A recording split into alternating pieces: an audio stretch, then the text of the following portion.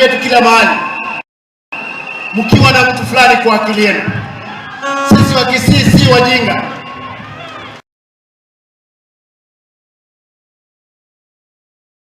Mbie. Kwa hivyo ndugu yangu, Kisii oye!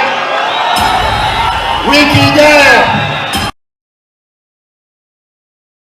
leo nimesema sitaki kunywa kutoka kikombe cha uchungu. Wiki ijayo, wakati rais atakuwa hapa, nitayasema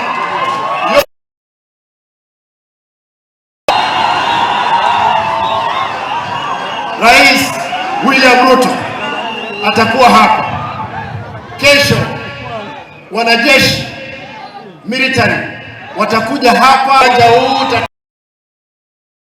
utatengenezwa kufikia viwango vya kitaifa.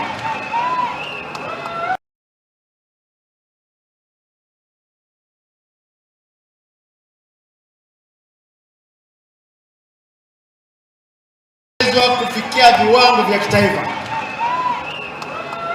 Wacha nione mnakaribisha mheshimiwa ijayo hapa Kisii. Hebu nione mkono juu. Asante.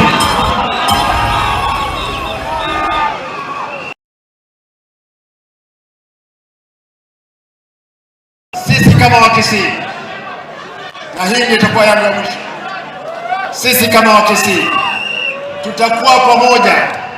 Mimi wa huko Kisii tutaleta watu wetu pamoja, na watu wetu lazima tutapatikana katika meza ya kitaifa. Sisi nimalizie hapo, niwaulize swali, wacha nione. Wa Kisii hoye! Hebu nione mkono juu kama mko hapa. Muko tayari? Muko tayari? Wacha niwaulize, mnataka sisi kama kikundi cha viongozi wa Kisii tushikane, tukue kitu kimoja? Muko tayari? Nataka niombe wale viongozi ambao mko hapa, kwa sababu utamwita baadaye Chief Whip, utaleta wale viongozi wengine, mje hapa tuonyeshe ushujaa.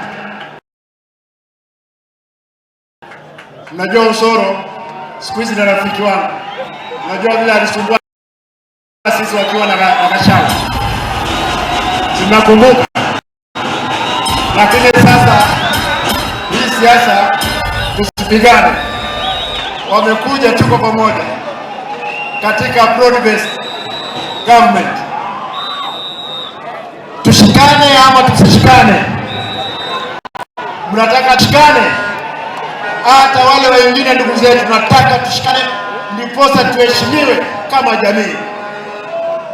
Hawa ndugu zangu, waziri wa elimu kuja, wabunge